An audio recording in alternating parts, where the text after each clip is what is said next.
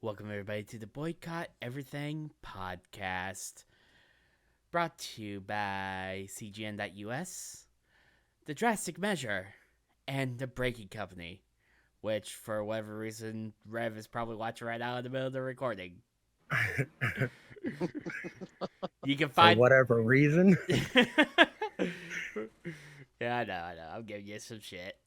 But yeah, you guys could obviously, if you guys are here watching the show, make sure to hit the subscribe button, hit like, share with your friends, leave us a comment. Greatly appreciated. And you guys can also find all our Twitters and all our social media down in the video description. And you can also find us on Chatterbait. Really? I had to. I'm running out of. I'm running out of sites, Rev. I'm sure you are. I'm sure you are. Wink, wink, wink. This is going to be the first episode of Boycott the NFL. And no, not No, the no, it's boy. not that. It's not that. No, no, no, no. Not that because people will be like, they're kneeling, I'm dumb. So we'll call this Tuesday night quarterback. Which you'll probably see on Wednesday or Thursday. Yeah, no, armchair quarterbacks. Yeah, something like that. We'll come up with a name, or you can give us a name, all two of you. Um, but we will be discussing every game. Quick little recaps of the games, and at the end we will give you the best team of the week and the worst team of the week. Spoilers: my favorite team is my worst team. So we'll start with the game last Thursday: Chicago Bears losing to the Green Bay Packers 10-3. Aaron Rodgers had a whopping, gargantuan 203 yards passing with 60%. I'm sorry, I'm just not used to seeing 60% in Aaron Rodgers. It's kind of funny to me. Uh, and he was fairly decent. He was hit a lot. Like, it was actually shocking to me how often he was on the ground. Yeah, it was. I mean, you can't really say anything. I mean, that Bears defense is terrifying. So it makes sense that it was an ugly, sloppy game. Packers defense showed up. I think if you're going to take anything away from this rip roaring 10-3 game, it's that those two defenses showed up week one ready to go, and they're going to just dominate all year. I have another take of it before Wooly goes. I don't think the defenses showed up at all. I think the offenses were horrible. Both of them. One quarterback had a 91.4 rating, the other one had 62.1. Both were trash to me. Both quarterbacks. It was weird to watch in every form of the way, I think. Wooly? Yeah, I was gonna say it was just a game where the defenses showed up, but I mean, you do have a point where it didn't seem like the offense for both teams were all there in week one, which it could happen. I mean, did Trubisky take a snap at all during the preseason? I don't know, man. Like, No, he didn't play one snap. Yeah, and that could but be. neither did Rodgers, right? I don't think he No, did. and you could tell these offenses were rusty. I feel really bad for whoever decided that we were going to get Green Bay Chicago, because that was the worst way to kick off a season. It was a perfect way to kick off the season with the right teams. If the right teams would have practiced purposely and they would have been in the preseason games. The leading rusher had 39 yards rushing in the entire game. Yeah, 39 yards. yeah, I mean, I don't know what to say about it. I'm sad I sat up and watched the entire thing. It was just disgusting, boring. What do you do? Both Um, teams just need to put it all behind them and look forward to next week, because just there's nothing you can really glean from this one. just in case, we're not going to go off on a tangent here, but maybe 3 weeks of a preseason is too much, even though we already play four. Let them practice, play 2 games. One game is for your starters to get warmed up. One game is for the people to make the team move the fuck on. Because there's a lot of injuries this week, and we'll get to those. All right. Next game I want to discuss is your Super Bowl champions, Cleveland Browns, getting fucking wrecked by the Tennessee Titans. This just in, guys, breaking. Baker Mayfield just threw another interception. Ooh, and he was sacked again at the same time. Where's the hype, boys? I think that just saying over and over again every season, don't overreact to week one. Kind of stands here. I mean, it seems a little suspect that Baker looked so god awful, but I think that next week we're going to see something a little different. I mean, his 3 picks were all in the fourth quarter, and they're playing from behind. So that's when you're trying to rush things. You know, you're not setting up. You're not trying to just sustain drives. You're literally just trying to get points on the board. And that's when you're going to start making mistakes. And I think that was his big problem this week. I think next week we'll see a big rebound. Okay, Willie? I mean, you look at, I don't know what happened. I mean, you look at Baker Mayfield's stats. He was 25 out of 38, 285 yards with a touchdown reception. Obviously, the 3 interceptions later on in the game. Like, it's not like he did horrible. But I forgot you're a Rams fan. You're a former Rams fan when they were in St. Louis. So 3 interceptions is not horrible to you because you're a Rams fan. I got it. Well, I mean, ouch. I mean, with the exception of that, it wasn't like he did all that bad. But yeah, it's not like he did good either. You know. Well, I normally. First off, I just love the fact that they're the Super Bowl champions and they got shellacked by a team that's going to take last place in their division. That's first off. Well, I mean, you got to stick with tradition. I mean, the Browns haven't won their season opener in what, 15 years or something like that? Longer. 20? Yeah. 1999, I think is what they were saying. Yeah, something like that. So, no, 2002. So 17 years. I think it was 2000. It was a long time ago, but that's not the point.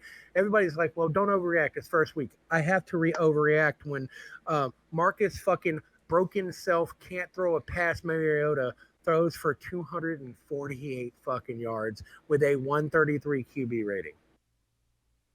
On 24 attempts. On 24 attempts. And if you want to double down that, old ass broken down Derrick Henry had 84 yards rushing.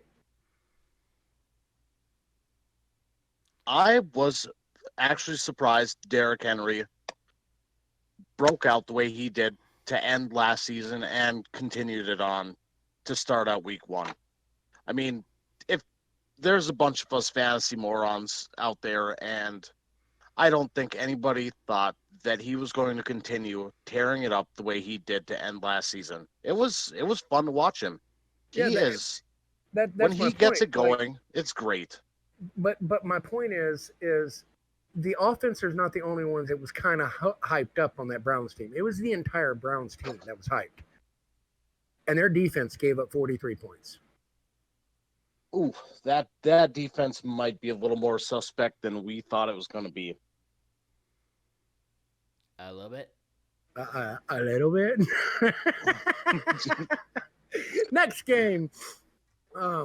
My pick for best team of the week, by the way, the Baltimore Ravens. Well, the last time I heard, Lamar Jackson was throwing another 10 completions without missing one and throwing 14 more touchdowns in that 10 completions. That's the last thing I heard. The running quarterback went a whopping total of 17 of 20, 324 yards, 5 touchdowns. He only got sacked once. That's the important stat out of all of them. The QB rating being 158 and all that, that's great. 1 sack. He got hit one time really hard. The running quarterback threw 5 touchdowns. Yeah. Boys, I'm just saying. I think the craziest part is that Mark Ingram looks like he is ready to run. 14 carries, boy. 107 yards, averaging 7.6 carries, 2 touchdowns in that game. Y'all can talk all the shit you want. Marquise fucking Hollywood Brown, first 2 receptions were long bombs for touchdowns.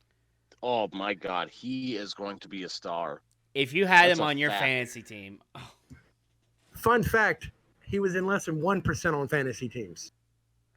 Oh, Well, Yahoo. Fun fact, I started him in my 14-team league this week. You looked good.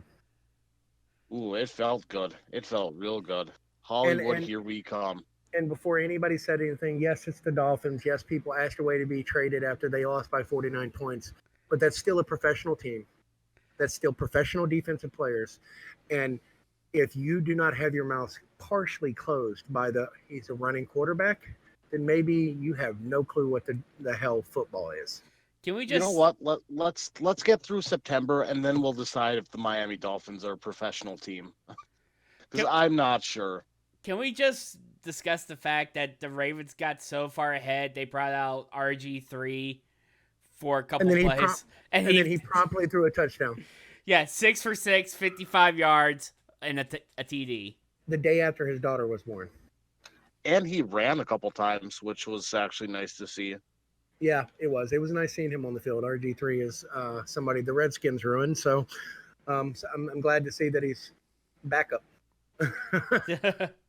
Right? Next game. This was going to be my team of the week until I realized that I'm not cutting short Mr. Lamar Jackson. The Minnesota Vikings beating down the AFC weak Atlanta Falcons. Dude, we are hitting my team of the week here. I'll tell you what, that defense, man, came ready to play this week. Gosh darn, did they look fucking good. Boy, howdy. Danielle Hunter, he's a freak. Anthony Barr spurns the Jets. First play of the game, sacks Ryan. Block punt. Kirk Cousins, 10 fucking pass attempts. 10. That's it. 10. 8 for 10, 98 yards, 1 touchdown. Insane. And they got the Falcons got fucking throttled by that. All right, insane. The thing that kills me, I guarantee you, this will be one of the very, very few times this year that the running back has more yards from scrimmage than the quarterback. Oh, that's a fact. Little tidbit in the 59. This is the 59th season of the Minnesota Vikings NFL franchise. This is the second fewest pass attempts in a game in their entire history. 8 is the record. Hey, that's how many times he completed. Yeah, it's crazy. I mean, it looked like a team that's looking forward to February. It really did. Yep, agreed. And that sucks for me because I didn't pick him. I was the only one that didn't pick him. Oh wait, neither did y'all. Ha ha ha. Willie, you got anything on this game, or is it just a great beat down, great game?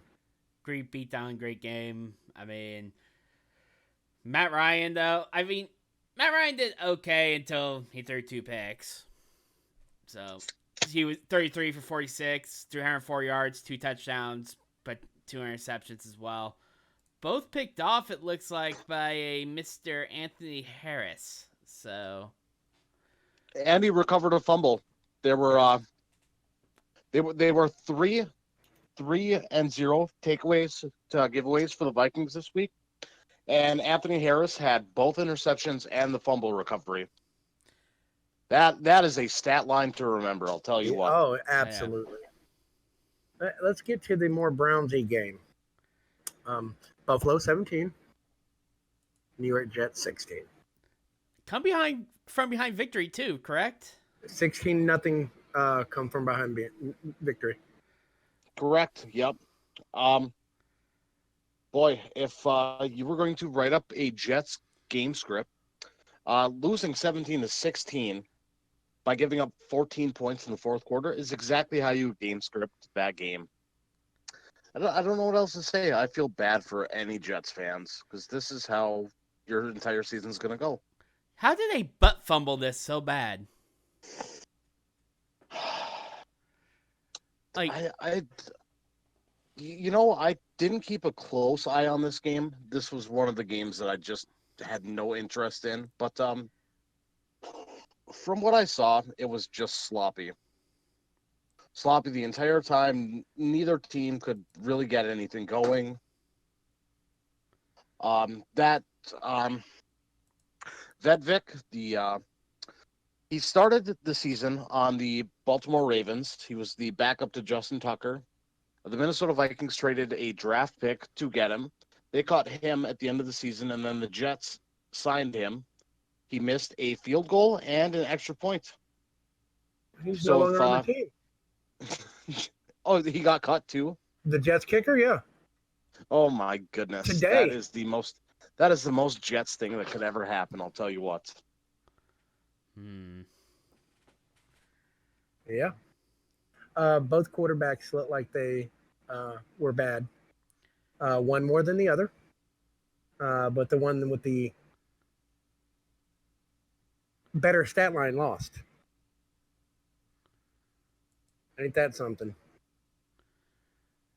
Yeah, that is interesting because, Sam Donald, he didn't throw any picks, which is a good thing, but he went 28 for 41 for 175 in a TD versus John.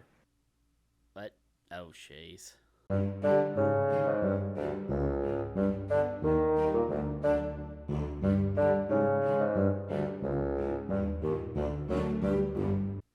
Yes, Iron Ranger. Yeah, I'm back. I must have bumped a button there with my ear. I'm back. I don't know what happened. All right, after some ear bumping technical difficulties, where was I? Oh, yeah, let's see. So, Sam Donald, like I was saying, 0 interceptions, but only going 28 for 41 for 175 and 1 TD. Josh Allen, 24 for 37, 254 yards and a touchdown, but he threw 2 picks. So, both second-year quarterbacks. Darnold was the number 1 overall pick last year. I think if you had to do it all over, a year for Tua, another 2 years for Tua. So I don't think Sam Darnold for that. I really don't. He looked still lost from what I saw. Nothing impresses me about him.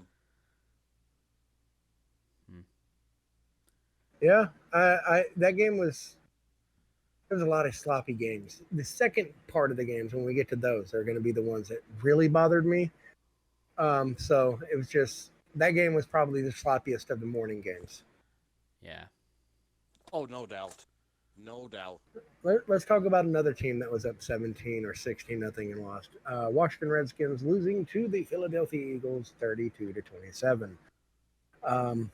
Carson Wentz looked like exactly what he's been pumped up to be, a NFL MVP quality level quarterback. Yep, 28 out of 39, 313 yards, 3 touchdowns, no picks. I mean, that's a good game. Any way you slice it, that's a great game. Yeah. But you know what? He couldn't outduel Case Keenum. Well, but he could because 1-1. Well, yeah, but you know what? That was not Case Keenum's fault. That Washington Redskins defense is trash. The defense is fucking trash. The run game is just sad.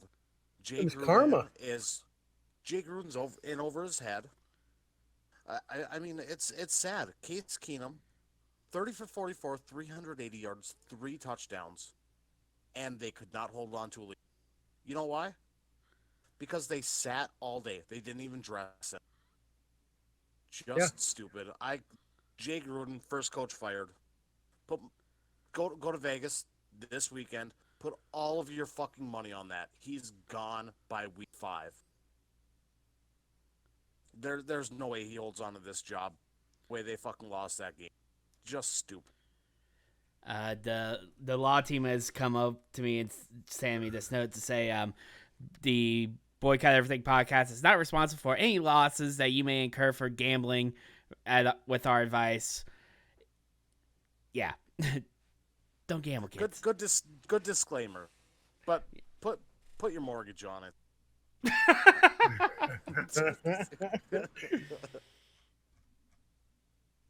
Yeah, I feel bad for Washington football team fans. I feel bad for anybody that spends any money on them. It's just depressing. Yeah, go ahead and get your DC Defenders gear, guys. I mean, if you're going to be racist, you guys might as well just be Nazis. Throwback. I see you, Washington XFL team. Anyway, my line of the day for all games though is in this game. Deshaun Jackson had 10 targets, 8 receptions, 154 yards, 19 yards, 0.3 average with a long of 53 and 2 touchdowns. The reason why that's my line of the day is because I have a feeling that's your best line of the year, just by 2 years of him being with the Buccaneers saying otherwise. Dude, he was born and play in Philadelphia. I mean, he looked fine in Tampa, but he's supposed to be an Eagle. That's all you can say. Now the player who looked the worst this week also came out of this game, and it's second year / rookie, however you want to call it, Darius Geis looked awful. Well, I mean, it's not hard. It's not hard to look awful behind that horrible offensive line. But when you're touted to just this amazing running back who's going to get himself some space and break away, dude, 10 rushes for yards, 3 catches for 20. That ain't cutting it. That ain't cutting. I think literally, I think he's going to be something special once he leaves that team. He will leave that team too. That's a fact. And yes, it has to do with my bias to the only sports team I'm biased to, but I don't give a damn what you think about my bias. That's just bias. He's fuck gonna him. end up on the Patriots just like everybody else, and 4 more fucking rings with Belichick. I mean, it's going down just that way. I'm sure we'll end up talking about people going to the Patriots. Yeah, we'll be getting to that. Next game, boys and girls. Yeah. LA Rams versus the Carolina Panthers, 30-27. Both quarterbacks played, I would say, what we are used to. Yeah, I mean, those defenses are legitimate. Can't say much about them. Cam looked like his shoulder maybe, I wouldn't say fully recovered, but he looks like he's ready to go. Well, every time it switched over to Panthers on Red Zone, because that's how me and Wooly watches us for this podcast. Plus, it's the best way to enjoy Sunday morning football. Cam, every time it went to that game, Cam was on the floor. Every time. That sounds about right. Aaron Donald's a man, right? But I feel bad for the Panthers. I feel bad for Christian McCaffrey, because CMC he's legit. He's legit. He's a legit running back. He's top 3 in the league for a reason, and I think he's top 2 in the league. Yeah, and just hold on. 3. Hold on, just add on to this though. I want to add on to this because you said Aaron Donald. He only got 1 tackle in this game. Yeah. But that's because they had to double and triple team him the entire fucking time. Oh God, yeah. He is terrifying. And you know what that does? Is that just frees up everybody else. Clay Matthews was all over the fucking field. It was crazy. Dude, that's who it freed up. Clay Matthews. What's amazing is I thought that Claymaker was done. No. Last season. Oh, and he showed me something else. Yeah, see, yeah, Clay. He's gonna be fun. He's gonna be fun to watch in this defense all season. Thing, especially playing in that beautiful, beautiful California air. You're never getting cold. You're just running through people. He's gonna be fun to watch. Yeah, I mean, you had So so many different like people that racked up tackles. Clay Matthews, 2 tackles, 1 assist, and a sack. Dante Flower Jr., 2 tackles with 2 sacks. I mean, Eric Weddle, 2 tackles, 4 assists. Yeah, yeah, like they were all over the place. So I still not believe in the Rams at all, because that was not a great team that they beat. It was a great player they beat. Correct. Dude, And that, CMC is. yeah, that's who it was. He's on another level, man. He is now running up the middle. He is going to be fun to watch for another 6.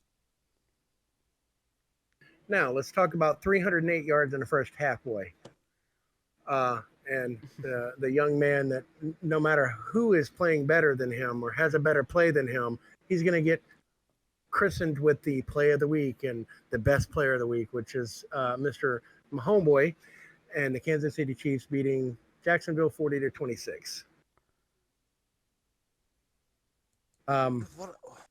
What I liked is I forget who said it on Twitter. But, they pointed out he threw that no-look pass that cleared Kelsey by about 10 yards over his head. And they're like, oh, yeah, Mahomes is out here throwing no-look passes. Tom Brady is just working. They just don't. And, yeah, I mean, dude, he's so fun to watch. But is he kind of out for you, Rev? Oh, yeah. Yeah, it's bad. I think there's a good point to that, though. You know, like Patty Mahomes, he loves to just air out balls, have fun, do goofy stuff. He was with Favre trying that no-look pass in the pregame show. Dude, you got to grow up. Stop with those no-look passes. Stop with the goofy stuff on the field. He couldn't be showed up by Aaron Rodgers, who threw a no-look pass. It's stupid. It's outright stupid. And in my opinion, if you take Sammy Watkins off that game, they lose to Jacksonville, because Minshew came in and played his ass off. Yeah. Yeah. Yeah, and boy, you got to feel just bad for Foles. Oh man. Finally gets a chance to run it without Chip fucking Kelly, and he's done after a fucking just dumb broken clavicle. And the thing was, he'll boomerang. Yeah, the thing was is that that happened to him when he threw the touchdown too. So he goes 5 for 8, 75 yards, 1 touchdown. The touchdown throw is the one that he breaks his clavicle. And by the time he's healed up, Jacksonville's going to be so far out of it, it won't even matter. I not because of the division they're in. I don't believe that. I mean, that did not. And the other thing is the Chiefs defense, awful. Boy, howdy, does it. Anything else you got on this one? Or can we agree that this was a disappointing game? One more thing. Yes. It was a great weekend if you hate domestic abusers. It was a fantastic weekend for that. It was. Big shout out to who hit him. I forgot who hit him. Somebody big hit him. Yeah, I forget who hit him, and I forget the pitcher that hit Addison Russell. But boy, if you don't like domestic abusers, this was a great week. I'll tell you what. Oh, also though, LaShawn McCoy and Andy Reid back together again looks great. Jalen Ramsey, thank you, Jalen Ramsey, for breaking somebody's arms that threatened to do that to his own child. So we're moving on. Fuck you, Tyreek Hill. Okay, can we pause real quick?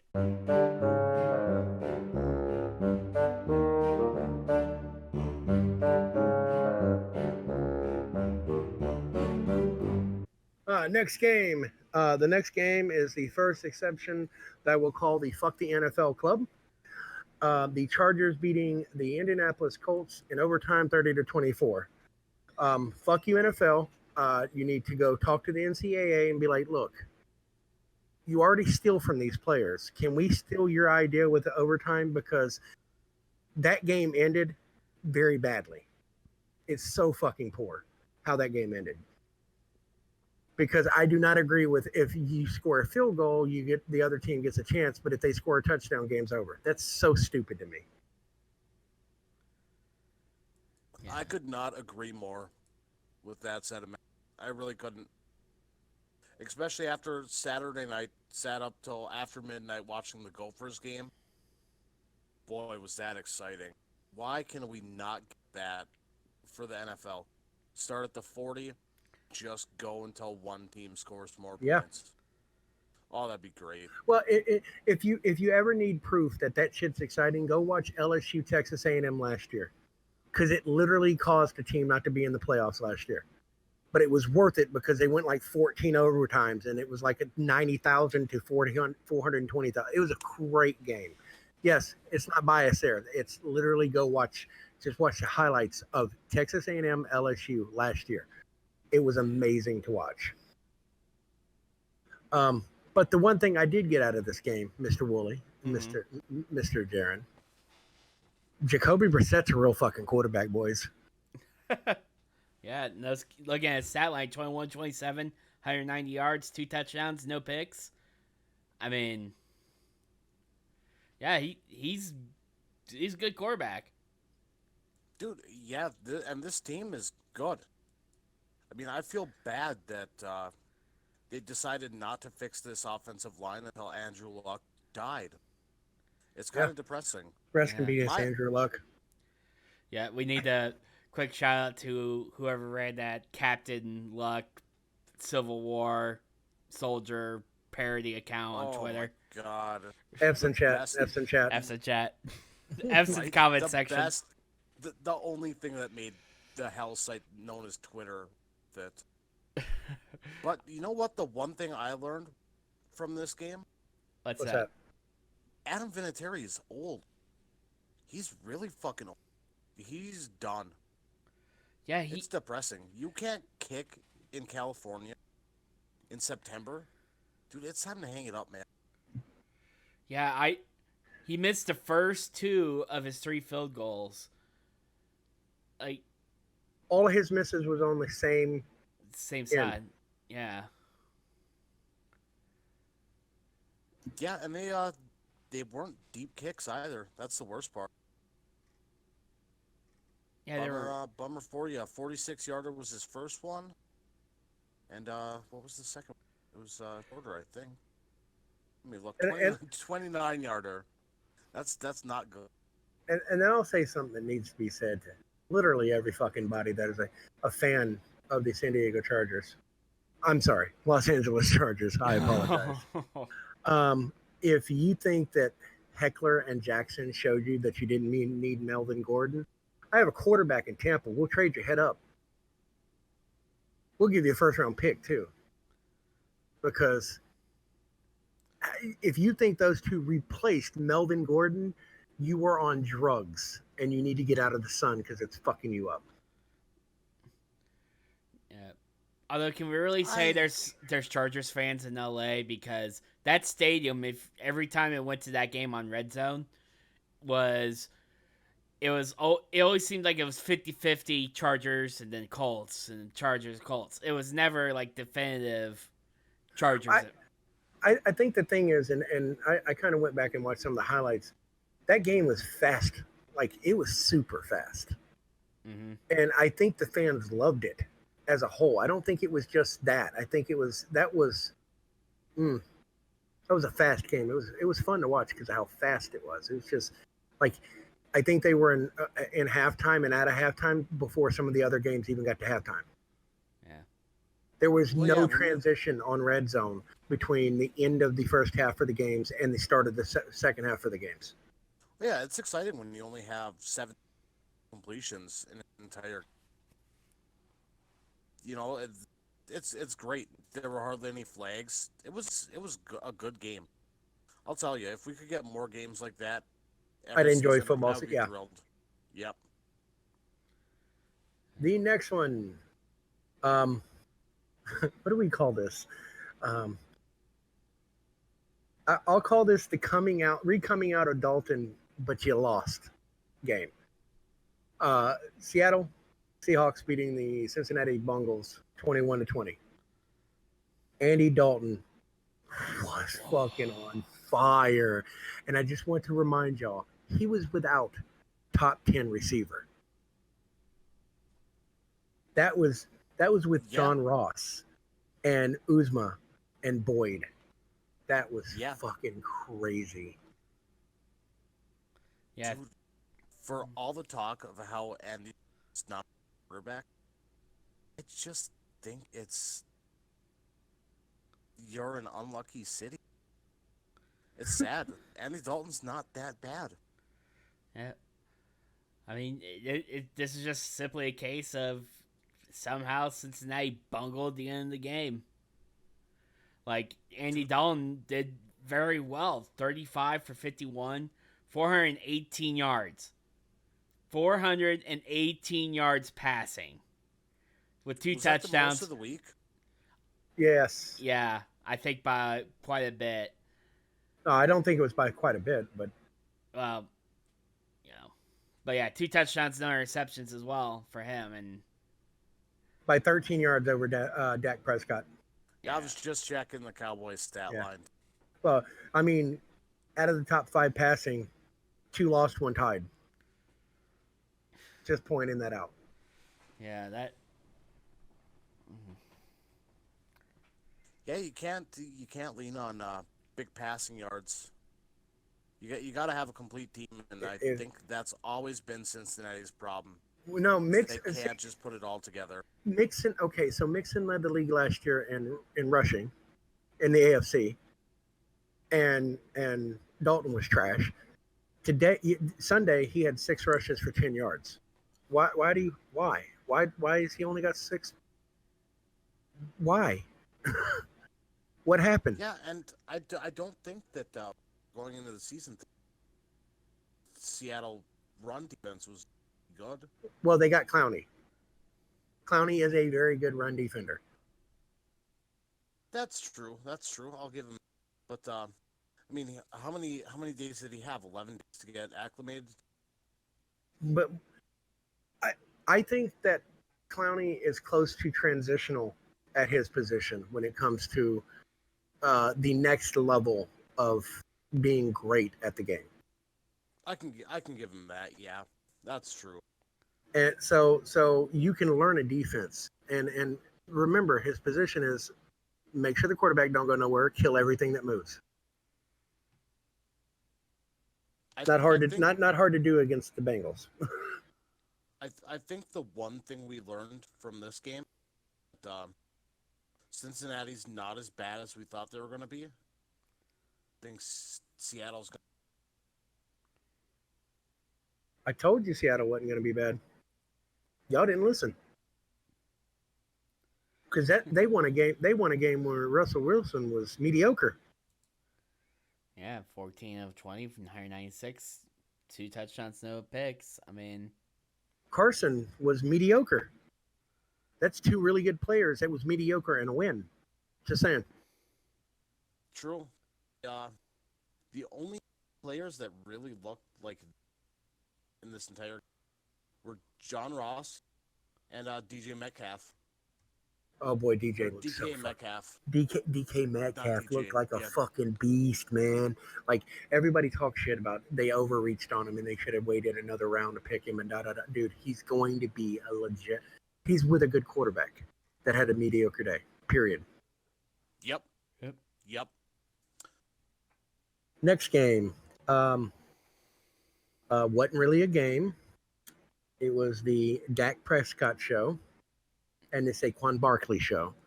And if you don't understand how the NFL works, a good quarterback playing good will always beat a great running back. And there's proof right there. Dak Prescott picked the Giants' really bad defense apart.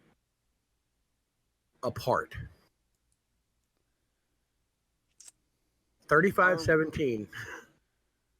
Are we gonna sit here and think that Dak's good? Or are we just thinking that the Giants are this porous? You can't have it both ways. We can't give credit to Lamar Jackson for his day, and then Dak Prescott puts up a equally as good that's day. What I'm saying. I'm saying I don't think Miami's a football team. So I'm also wondering because Dak will have these games, but are we gonna sit here and say that Dak is literally a $30 million a year quarterback? Yes. When yes, when 30 million, that may be reaching it. He's as good. He's as good as the second tier quarterbacks. No matter what anybody on TV says, no matter what anybody on Twitter who thinks they know what they're talking about says, he's a second tier quarterback. He's not a third and fourth like everybody's putting him into. Tiers is the top 5, so he's not the top 5. He's in that second 10. He's in the top 10. He definitely deserves top end money, especially when they can stack the box against Ezekiel Elliott, against Tony Pollard, to a tone of 77 rushing yards. That means Dak was able to do what the fuck he wanted because they were stacking against the running. And how did that end up? Let's see. Michael Gallup, fun fact, less than 1% of the NFL had fantasy leagues on Yahoo had him. 7 receptions for 158 yards. Amari Cooper, 6 receptions for 106 yards. Randall Cobb, 4 receptions for 69 yards. He picked a professional defense apart. No matter if we want to call them real teams or not, there is no team in college football that can beat the Giants. Guaranteed. I'd put millions on it. There's no team that can beat the New York Giants that's in college football. Miami, maybe. That's good. I'm thinking Clemson could maybe beat them, but nobody else. Alabama would probably. Alabama can't beat Clemson. Alabama can't beat Clemson. Until they beat Clemson, they can sit the fuck down. Ooh. And that's not bias talking. That's truth talking. That's true. Yeah. I'm so sick of hearing Alabama's such a good team. Then why have they lost to Clemson? You know the best team don't lose to nobody, right? That's true. I'll give it to you there. What did we hear going to the national championship last year, Wooly? Because we talked about it. This is the greatest college football team in the history of all college football, and then they promptly lost. Mm-hmm. If it's their best team ever in the history of the game, why did they lose? That's not how sports work. Here's a question. Who would you rather start? If you were a GM, redrafted the entire league today, would you rather have Dak Prescott, Jacoby Brissett, or who'd be another one? Ooh, the Arizona quarterback. Kyler Murray? Yeah, who would you rather start with? Kyler Murray. Oh, yeah. Yeah, see, I don't think Dak. I think next week we're going to see it in Dak. And I think we're going to come back down to earth a little bit on him. It was a fun week, but I think the only thing we really learned is that all the hype that Michael Gallup got last year just transitioned this season. He's going to blow up. He's going to be a legit receiver. Well, I want to remind you can't say next week for the Cowboys because next week they play against the aforementioned by you bad defense of the Washington Redskins. Dang it. Now we're gonna look. Yeah. And before anybody asks me, well, Rev, you just put Dak Prescott as a tier 2 quarterback. Why would you pick Murray? Because Murray has something that Dak does not,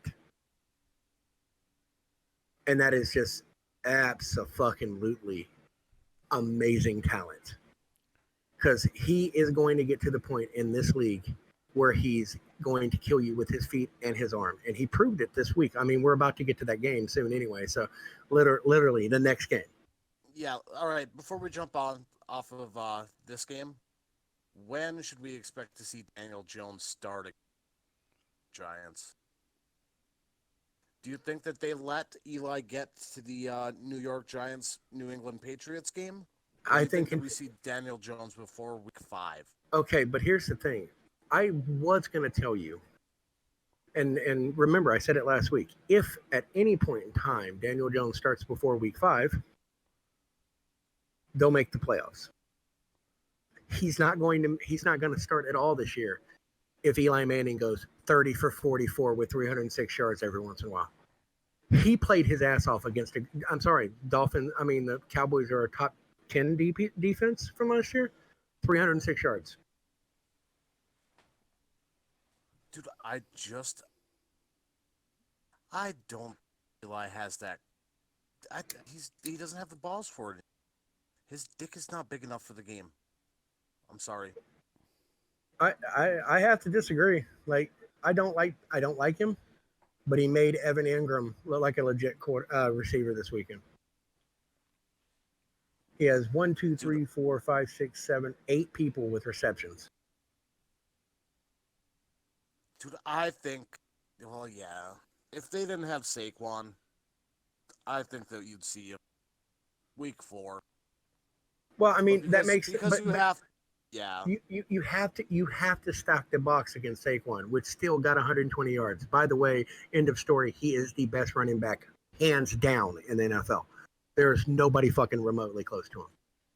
CMC and Ezekiel. I don't even. We'll see what Ezekiel is. Ezekiel may be one of those people who get paid and no longer play well. CMC. Don't forget to mention Dalvin Cook when we start talking about running backs here. He's not top 5. Just wait. Just wait. If he stays healthy this year, you're gonna eat words. You do realize if you have to say the words "if he stays healthy," almost voids your comment about him being the best. That's one tough thing about running backs, though. Even David Johnson, who is a specimen, missed an entire year. David Johnson is a far number 5. That's true. That's true. Like so he we're number 4. No, I put Dalvin 6.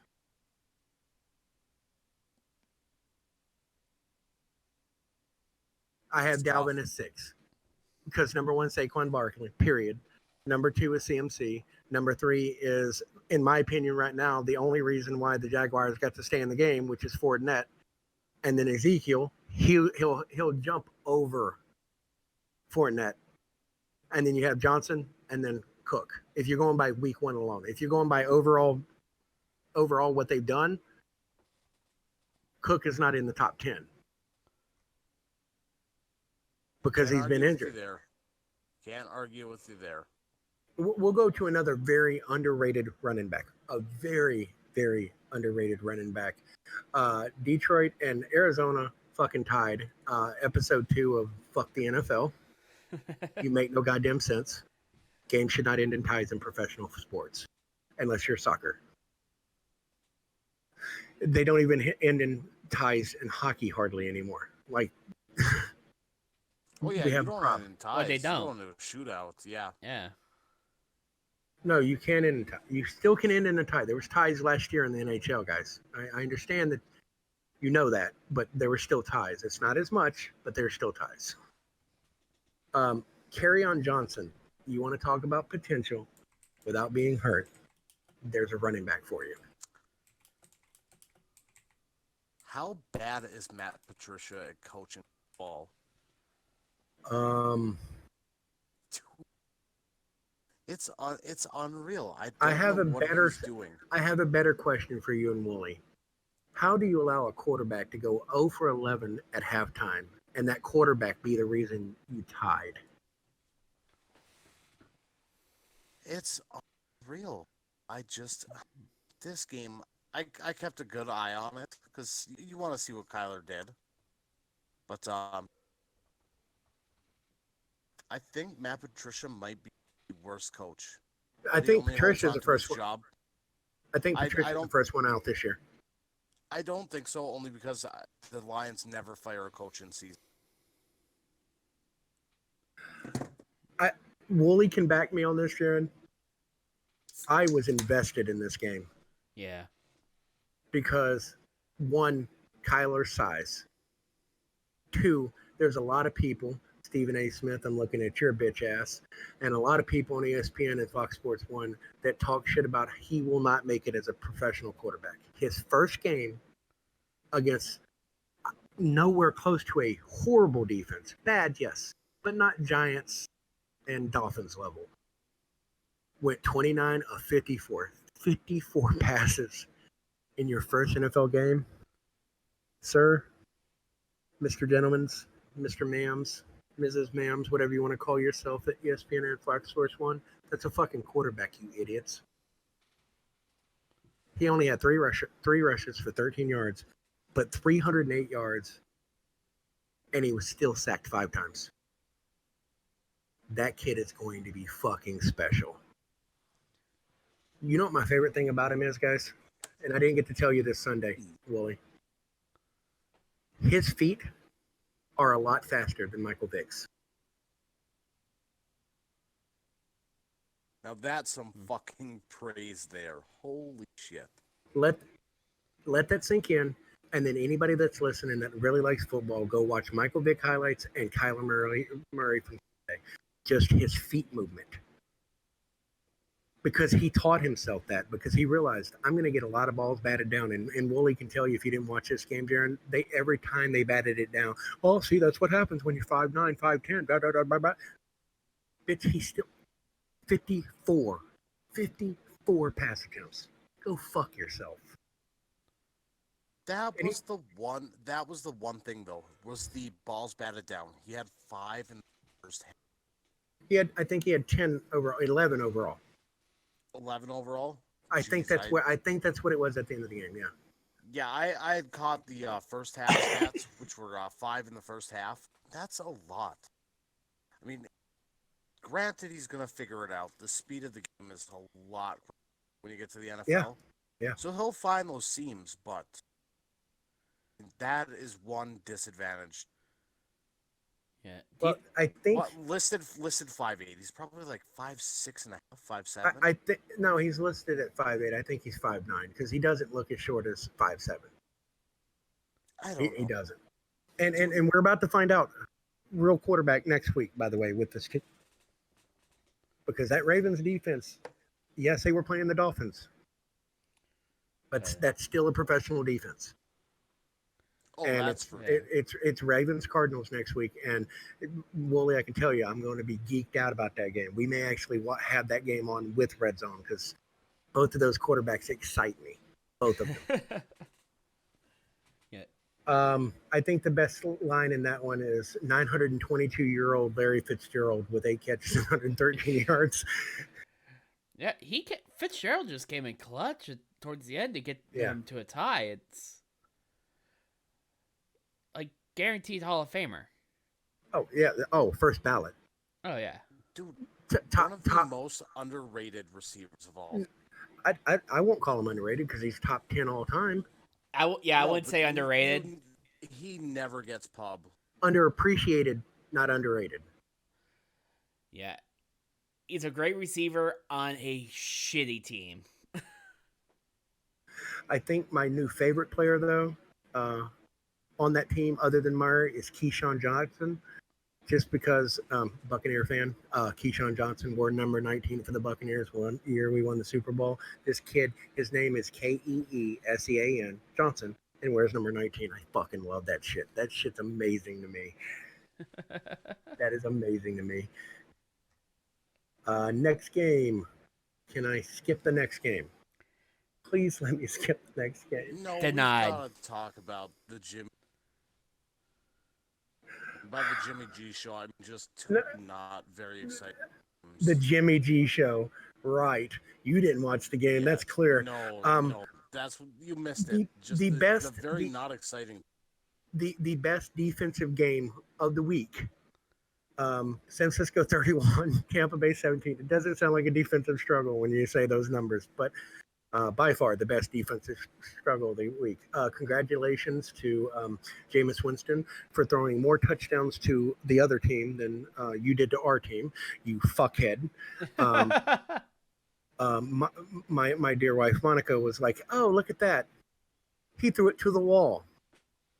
When a German from Germany that's a soccer fan can make a statement about that, like that, about my quarterback, there's a problem, guys, and it's called please get rid of Winston. Please. He's so fucking bad. We have real receivers. We have a real defense. Mike Evans had 5 targets. The number 4 receiver in the entire NFL had 5 fucking targets.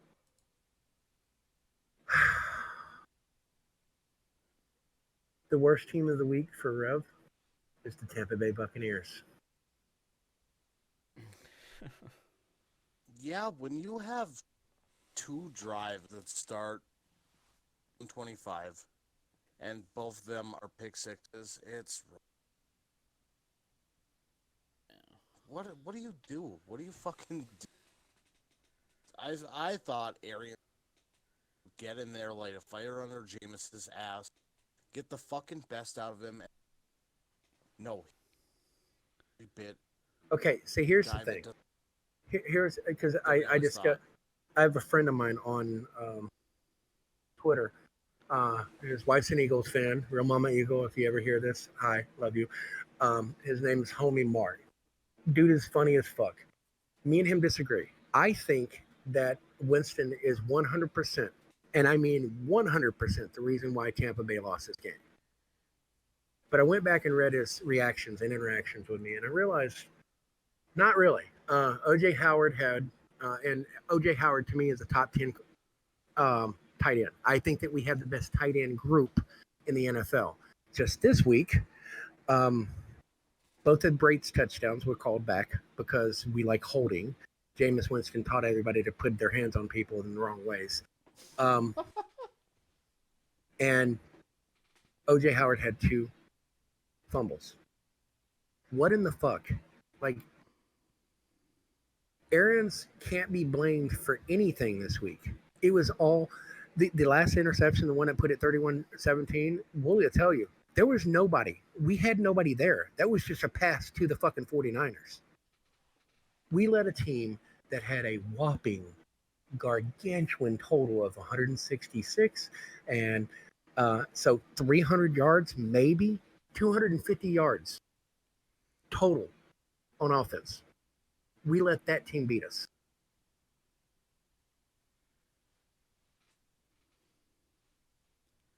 What? What would San Francisco do right now to get out? You're breaking up really bad again. Are you kidding me? No. Jesus. Are you talking really soft by any chance? No, I'm talking pretty loud. Oh shit, not to us. He's gonna actually have to turn you up in post. That's the worst.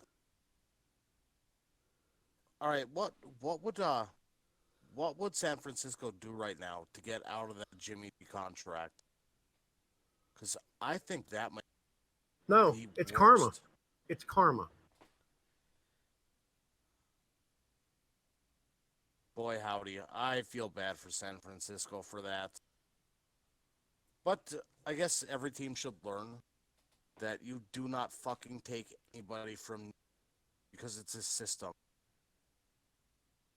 And that's it. You cannot fucking take anybody out of that team and expect anything once they. It's karma.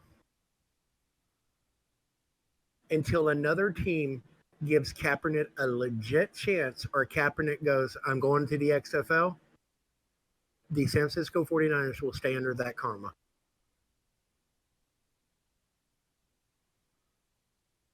And I can't say I hate it.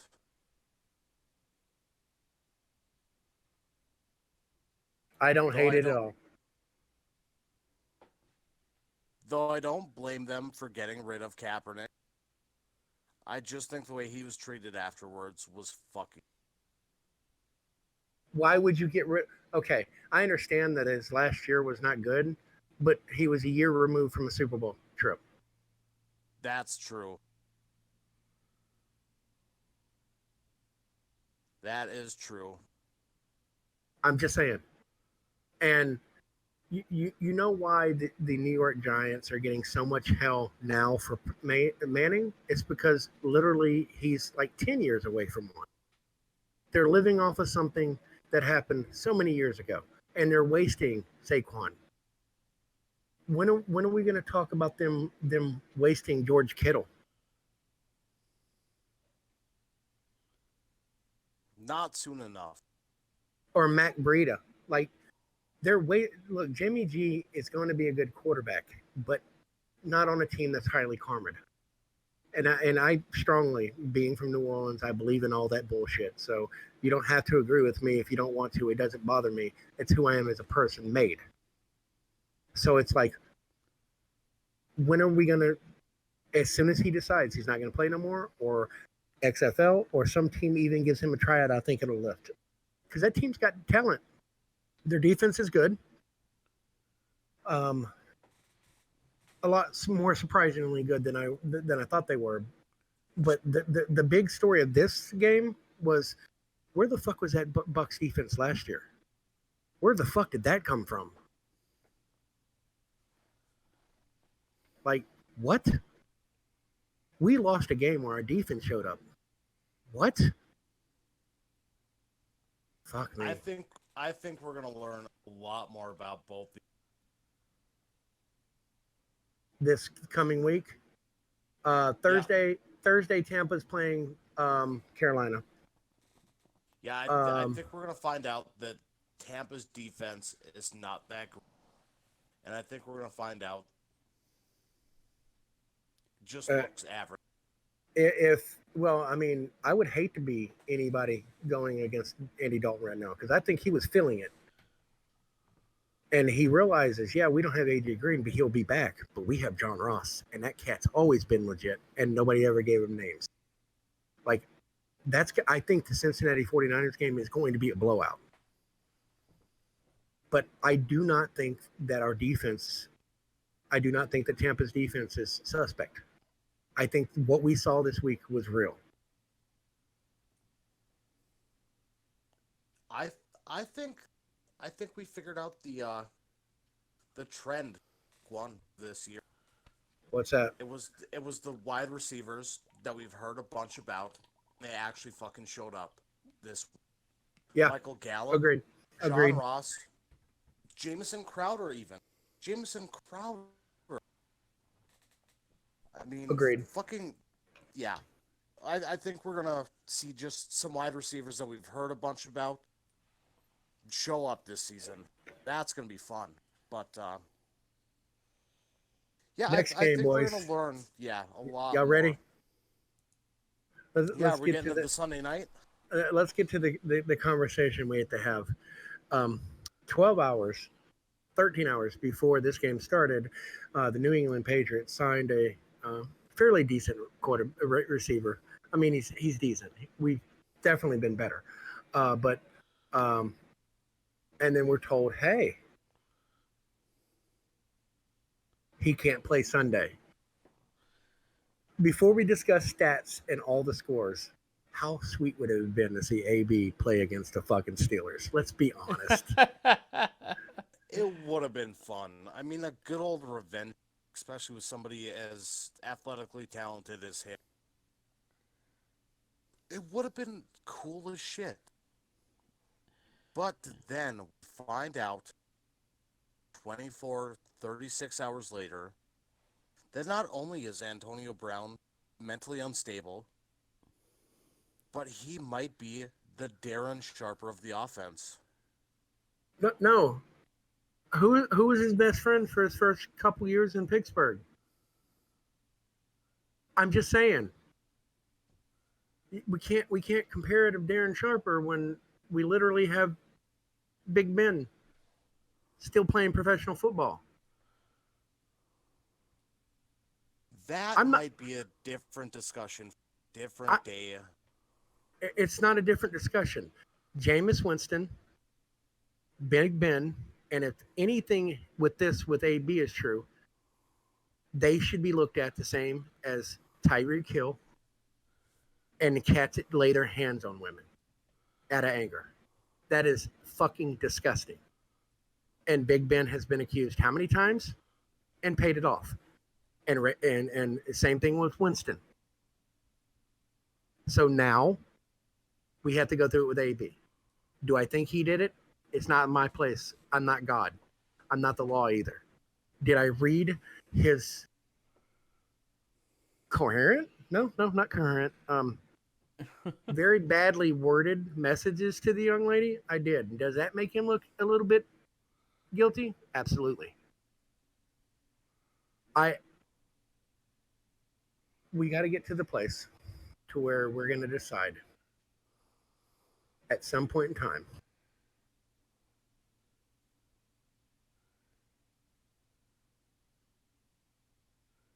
when is their off the field antics not important anymore. I think the answer to that is fucking never. Never are their off the field antics not going to mean shit. My big problem is lately is you were telling me before we got on the podcast that you are having problems watching series. Yep. And my big problem now is me watching people who are fucking pieces of shit and trying to fucking celebrate their on-field achievement.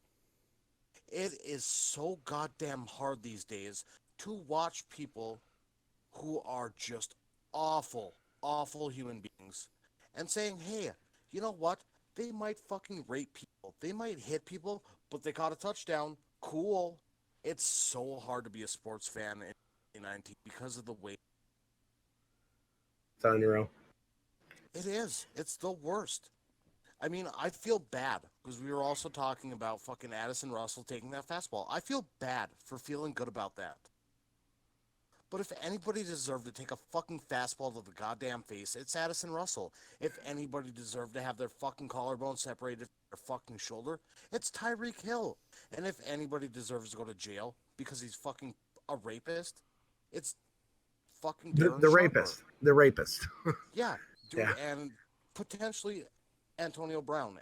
You say it may be poorly worded. I think it was him not expecting to get fucking trapped in his own fucking words. And it sucks to think about. But man, when we were talking on Saturday about that undisputed fucking story from last year, Yep.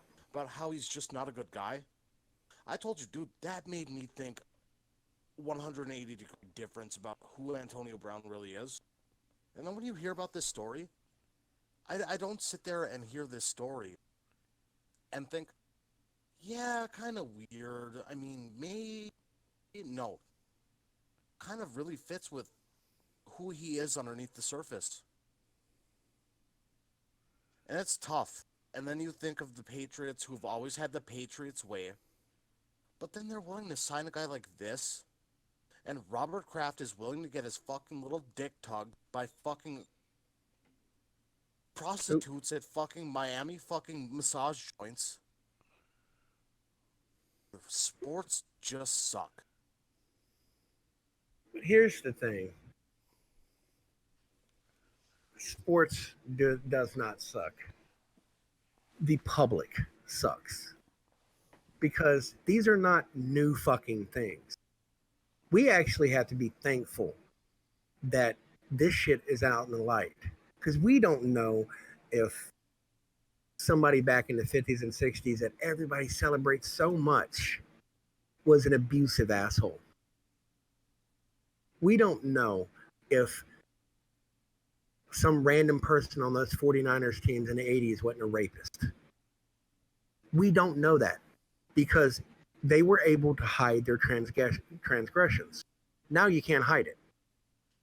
And the only difference is we still live in a world that should be one way, but is not. It's the complete opposite. It should always be, no matter what, you believe the victim, but it's innocent until proven guilty.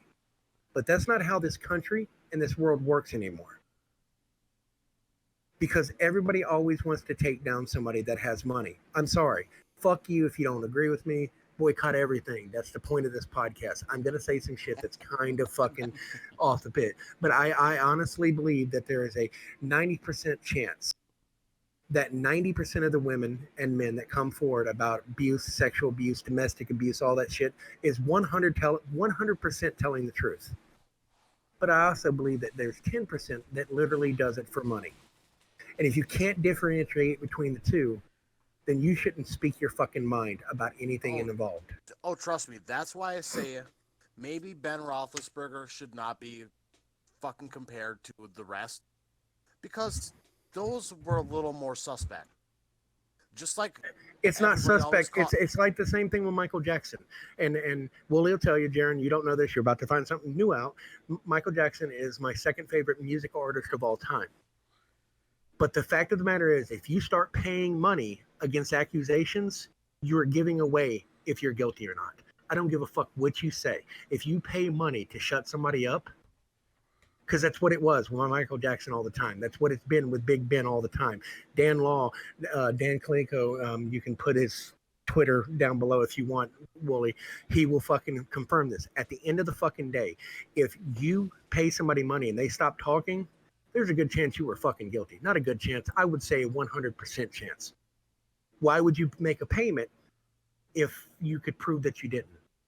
I think the big problem is, and we're just getting off of what was a romping fucking New England win, but just like even with Kobe Bryant, paid off that woman, and I think it's more along the lines of don't want to drag it out for years. And yes, sometimes you do pay it off to just sweep it under the rug. I have no name, Jaron. You realize that, right? Rise Up Gaming, Rev, Wrestling Integration. I am no name, but I would pay until the day I fucking died if it meant proving my fucking innocence. That's true, but that's probably because we don't have any money. No, even if I've had money. I've had quite a bit of money. And at the end of the day, if somebody came forward and said, well, he did this and he did this and he did this, not only would my first statement would be, I'm sorry that you feel I did that, now prove it.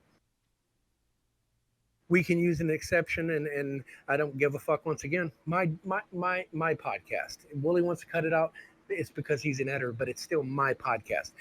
A previous friend claimed a bunch of shit. I have proof of the opposite. 100% proof.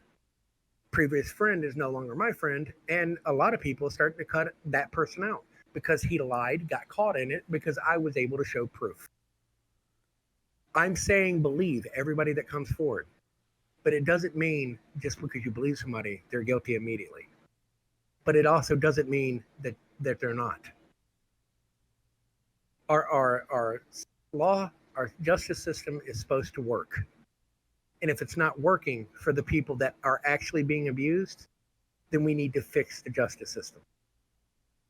But I can tell you without a shadow of a doubt, there are people being accused of things that they've proven they haven't done, and their careers are still over. And that's morally fucking wrong. End of story. That is morally fucking wrong. And with Antonio Brown, the reason I wanted to discuss him before we got into the conversation, because no matter what, if he plays any downs for the Patriots or not, the Patriots proved last Sunday night they are the best team in the NFL. Because that's still a good Pittsburgh team. Oh God, yeah. 33-3. 33-3. Man, the thing the Steelers need to do, and they need to do really fucking quick, is they just need to admit that James Washington is their best receiver.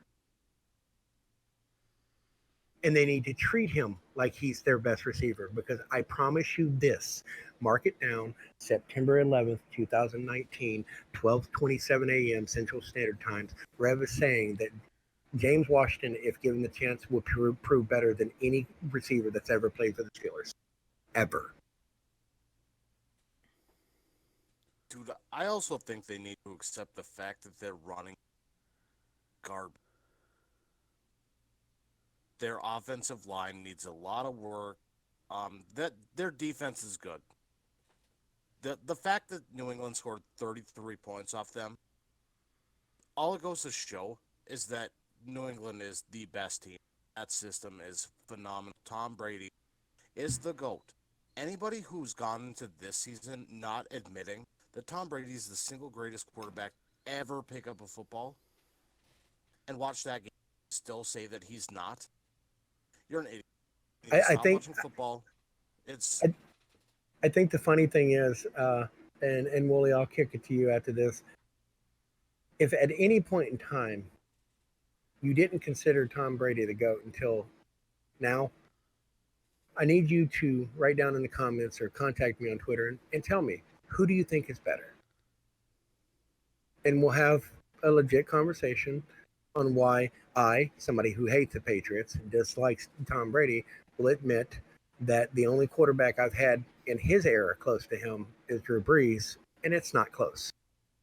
dude. I had Peyton Manning's close to him because Peyton Manning was a more cerebral quarterback, and I had John Elway because John Elway just had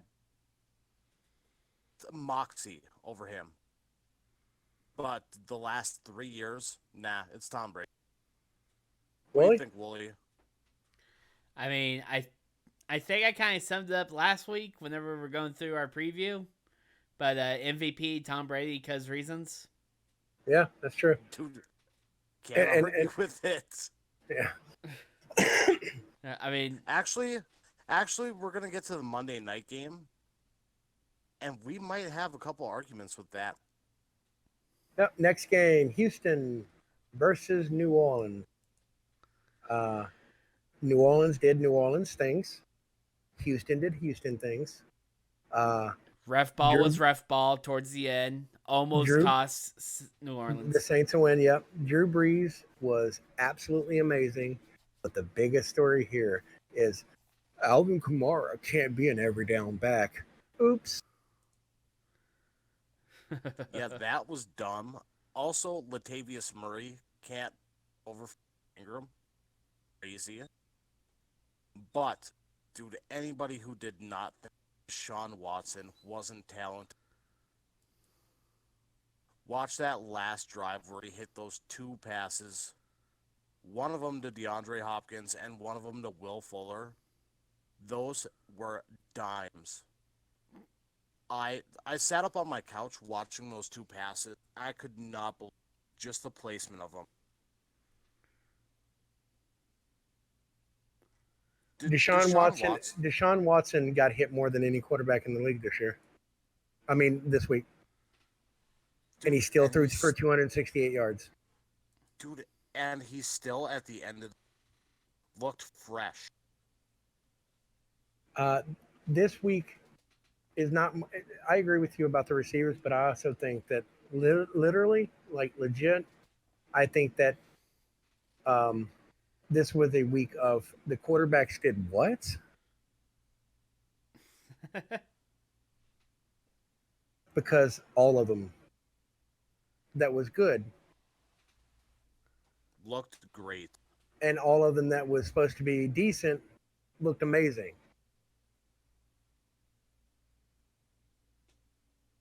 Dude, there were some ugly games. Oh yeah, the entire second half, of the day, the 5 o'clock games were all ugly, every one of them. But you know how you will have some games where you just can't watch? I don't really think there was one. Yeah, I do. I can name 3. I would say Jets, Bills. No, that game was actually kind of interesting to watch because I wanted to see who was going to fuck up the most. Towards the end.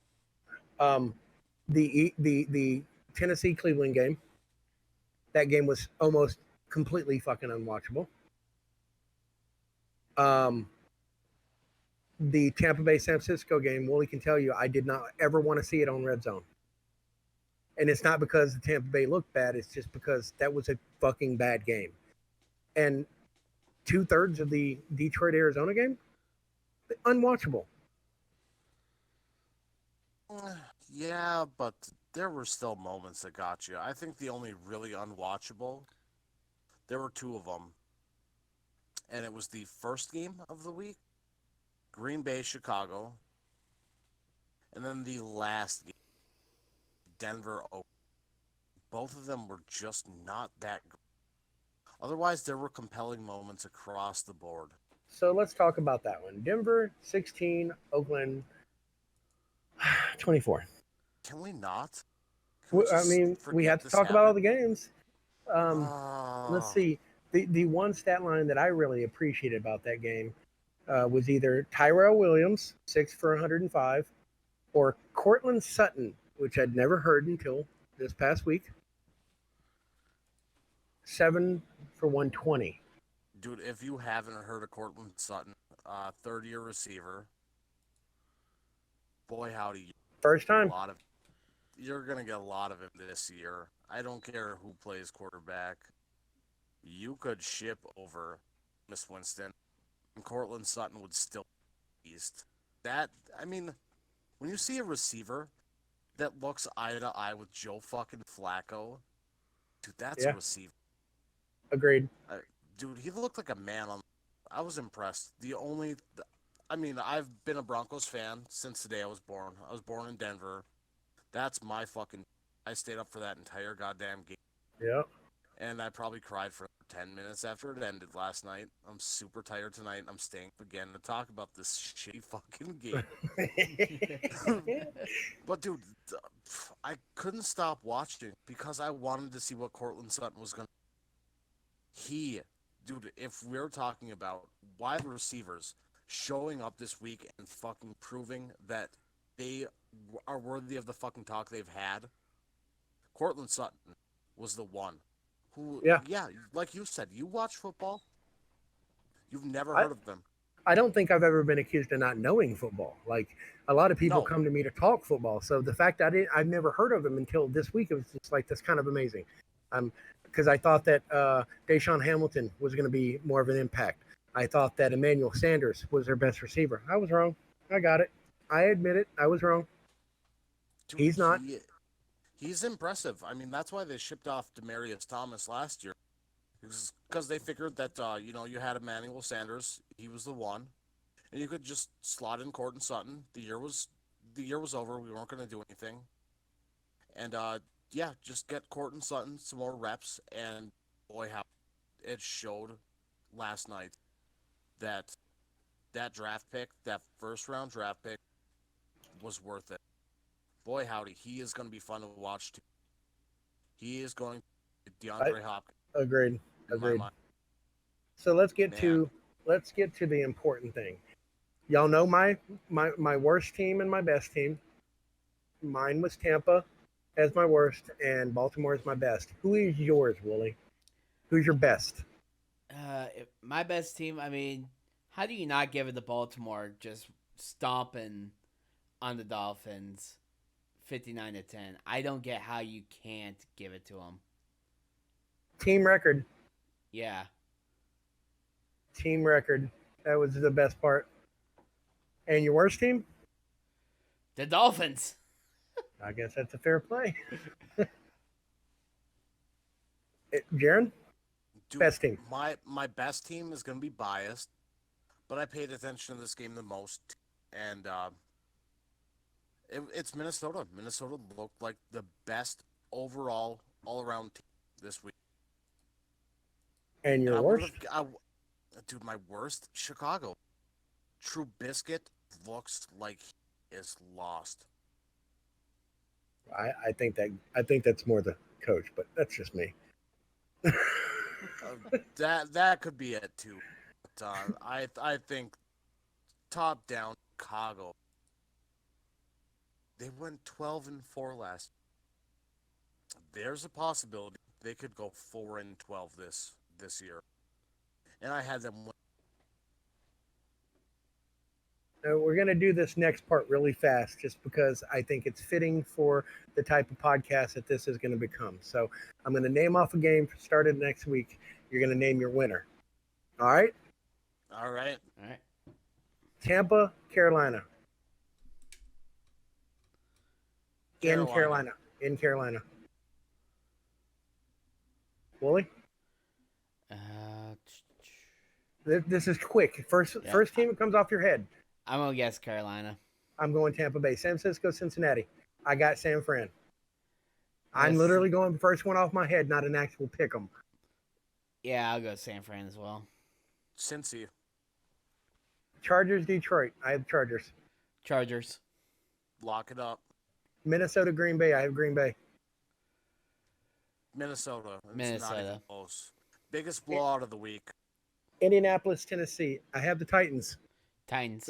which sucks for me. I have the Titans in overtime. I'm going to pass the next game. We all agree that the Dolphins are going to beat the Patriots. No, Yeah. That's- Oh, dude. Wait, is it in Miami? it's in Miami, but it doesn't matter. Miami's going to win that one. I had the Patriots. Willie? Patriots. Okay.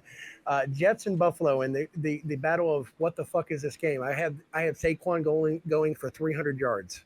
Wait. Giants, right? Not Jets? Yeah. Oh, did I say Jets? Yeah. Yes. Oh, Giants and Bills. Bills. I'll go Giants. I go Giants. Seattle, Pittsburgh. Seattle. Seattle. Pittsburgh. Dallas, Washington. In Washington. Dallas. I I don't want to say it, but it's the first one off my brain. Dallas. Arizona, Baltimore. In Baltimore. Baltimore. I'll go with the Cardinals here. Jaguars, Texans. In Houston. Texans. Jaguars. Minshew for 500 yards. You're right. Jaguars.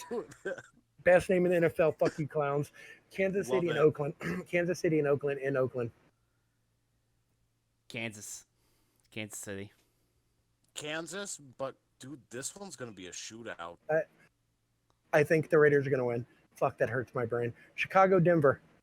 I got the Broncos. Broncos. Chicago.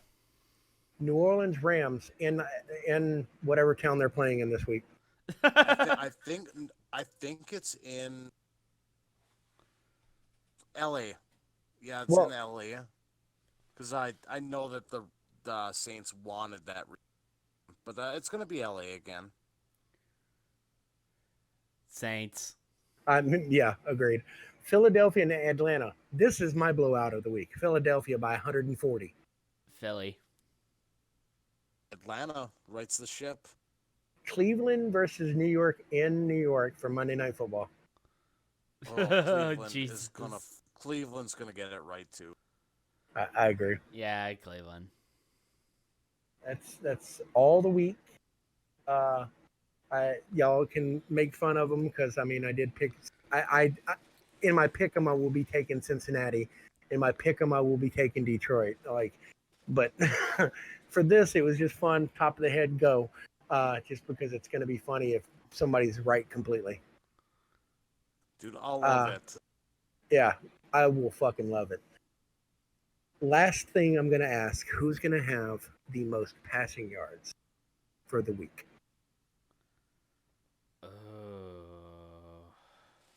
I would love to say Kirk Cousins just because of his 10 pass attempts last week. Just say, I would like to say Kirk Cousins because I'm completely fucking biased. Actually, no. You know who I'm going to go with this week, though? Yes. Andy fucking Dalton.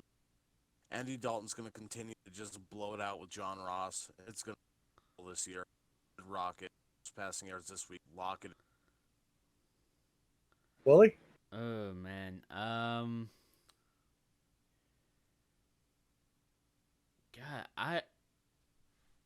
I'm not 100% sure.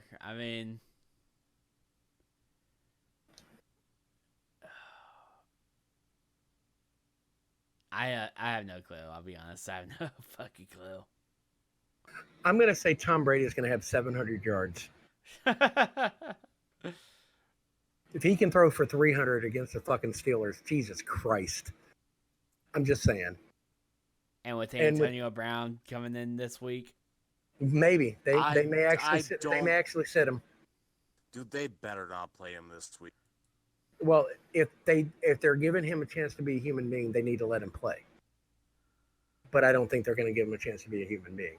So it doesn't matter who plays for him. He's gonna throw for like 1,400 yards. He's gonna break a record, maybe like 10 touchdowns. Dude, Fitzmagic is gonna make Tom Brady bitch. Look. You've agreed to be part of this weekly show with me. If you keep bringing up Patrick, I'm gonna find somebody new, motherfucker.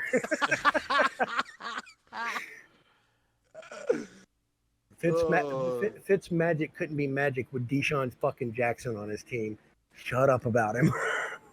Dude, just wait till Stu Beard gets a hold of that ball on Sunday. If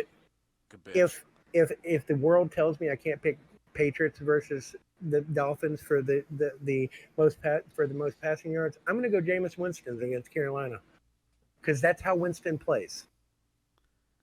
He'll have one really, really horrible week, and then next week you're like, hey, that's the one we want to pay. Why don't we have him?